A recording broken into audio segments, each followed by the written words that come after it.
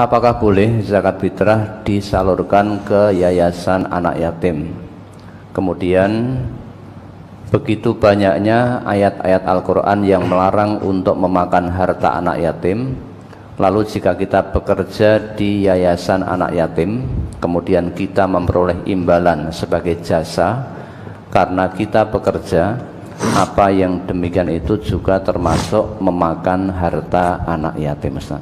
Tidak, mau bekerja di situ, ya, di lembaga atau yayasan anak yatim, mungkin di situ menjadi dipercaya bekerja sebagai cleaning service, bersih-bersih, mungkin ada halamannya, membersihkan halamannya sebagai tukang kebun dan lain sebagainya. Sah-sah saja bekerja di situ.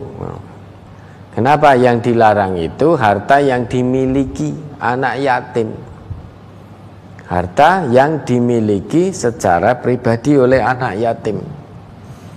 Misalkan ada seorang anak belum dewasa, bapaknya meninggal dunia, meninggalkan warisan untuk anak yang yatim tadi. Namun anaknya belum dewasa, tasarrufnya belum bisa, tasarruf bil amwalnya belum bisa, belum ngerti. Maka selama anak itu belum dewasa, harta anak yatim itu dijaga oleh walinya, dijaga oleh yang lebih tahu. Nanti kalau sudah dewasa baru diserahkan. Tetapi ketika anak ini belum dewasa, yang megang harta anak yatim tadi malah menggunakan harta anak yatim. Lah ini yang dilarang. Harusnya harta itu dijaga, dikelola dengan baik, kemudian nanti setelah anak dewasa hartanya serahkan semua pada anak yatim yang sudah dewasa tadi. Namun malah digunakan entek saat anaknya dewasa, wis ora enek duite, uangnya sudah tidak ada, sehingga memakan secara zalim, padahal untuk sesuatu yang tidak penting. Maka kata Allah, innalladzina ya'kuluna amwalal yatama dzulman innama ya'kuluna fi butunihim nara wa sayaslauna sa'ira. Ya, tapi kalau saudara bekerja di lembaga atau yayasan yatim, maka boleh menerima uang jasa karena memang bekerja di situ. Dan harta yang ada di yayasan atau lembaga anak yatim itu memang di samping untuk mencukupi kebutuhan anak-anak yatim yang ada di tempat itu, juga untuk memenuhi kebutuhan operasional tempat itu, termasuk operasional kebersihannya, airnya, listriknya, dan lain sebagainya, dan lain sebagainya. Maka boleh bekerja di situ. Kemudian apakah zakat fitrah boleh disalurkan ke yayasan anak yatim? Kalau memang itu kolomnya masuk kolom sabilillah.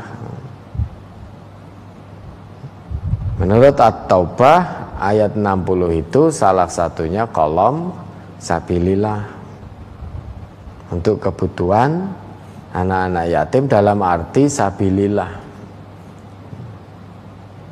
Namun kalau khusus pada anak yatim itu tidak ada kolomnya, kecuali anak yatimnya tadi fakir, anak yatimnya tadi miskin. Namun jika itu, maka masuknya kolom sabilillah, membangun satu fasilitas untuk kemaslahatan umat. Maka bisa disalurkan ke situ. Itu kolomnya kolom sabilillah. Ya, ada lagi.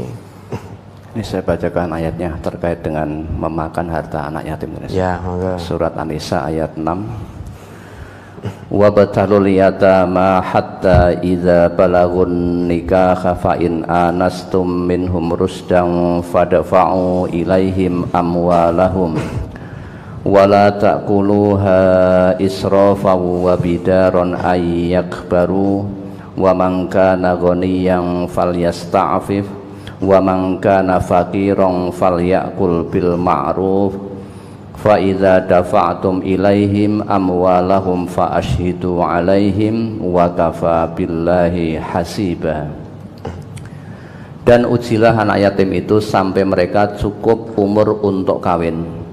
Kemudian jika menurut pendapatmu mereka telah cerdas, yakni pandai memelihara harta, maka serahkanlah kepada mereka harta-hartanya. Dan janganlah kamu makan harta anak yatim lebih dari batas kepatutan, dan janganlah kamu tergesa-gesa membelanjakannya sebelum mereka dewasa. Barang siapa di antara pemelihara itu mampu, maka hendaklah ia menahan diri dari makan harta anak yatim itu. Dan barang siapa yang miskin, maka bolehlah ia makan harta itu menurut yang patut.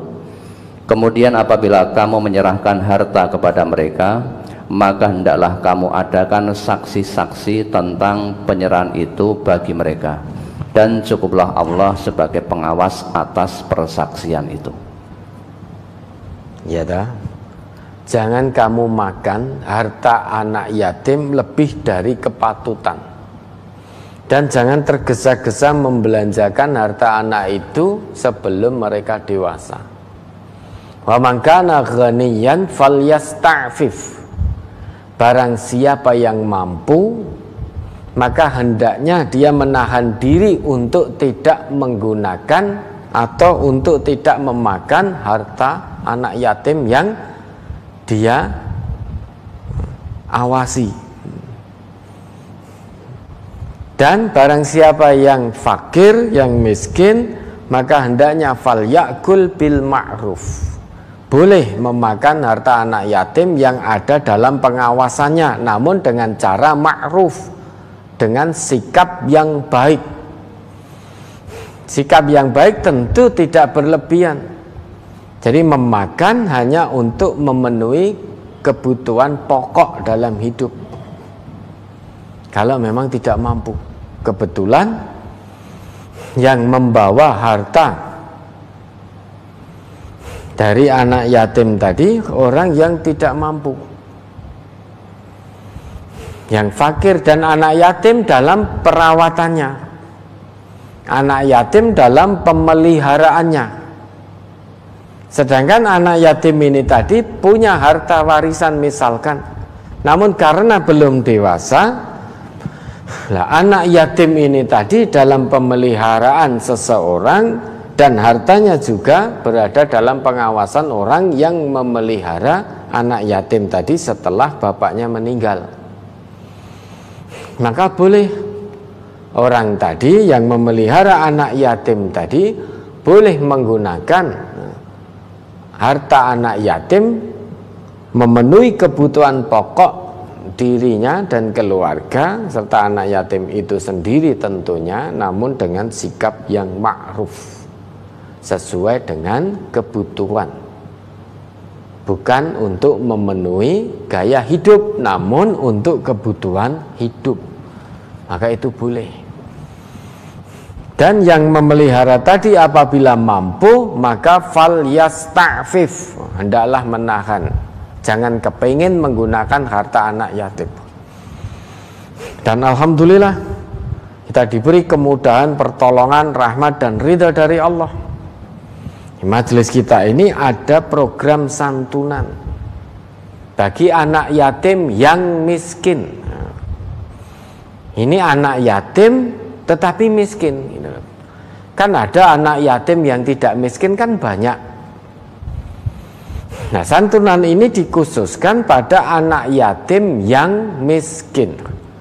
Jadi miskin, yatim yang miskin.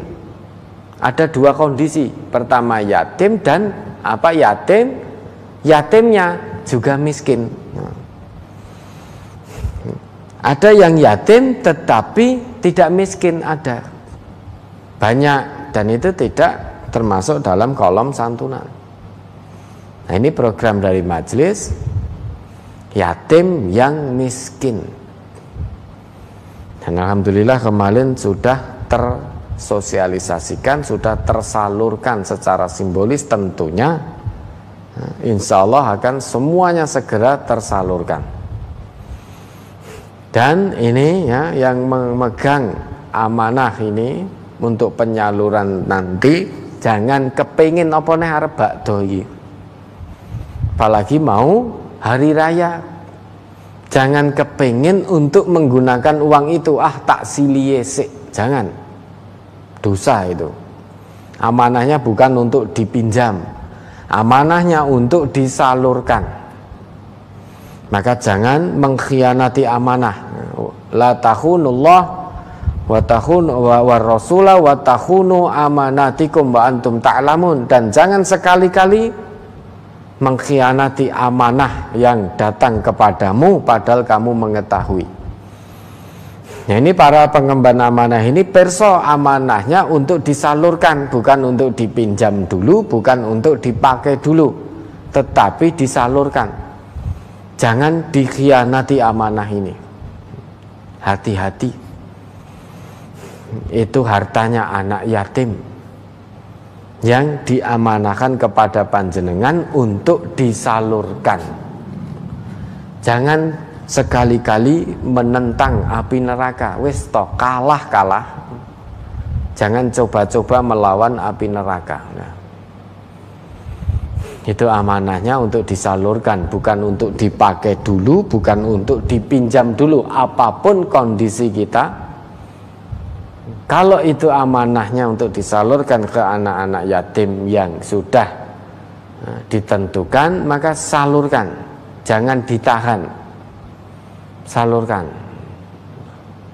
Karena nanti kalau terlalu lama ditahan, kepingin nantilah ini kan kemarin secara simbolis, ini anak-anak yatim, santunannya besarannya berbeda-beda, bervariasi. Itu yang prasekolah berapa saat kemarin? 10,5. 10,5 yang SD, 11,5. 11,5 yang SMP, 12,5 yang SMA, 13,5. Nah, ini sebanyak 444 anak yatim yang miskin.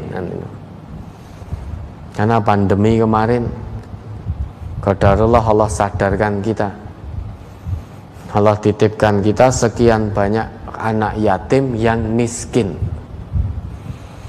Maka dakwah tidak hanya dari mimbar ke mimbar. Kalau hanya dari mimbar ke mimbar mudah.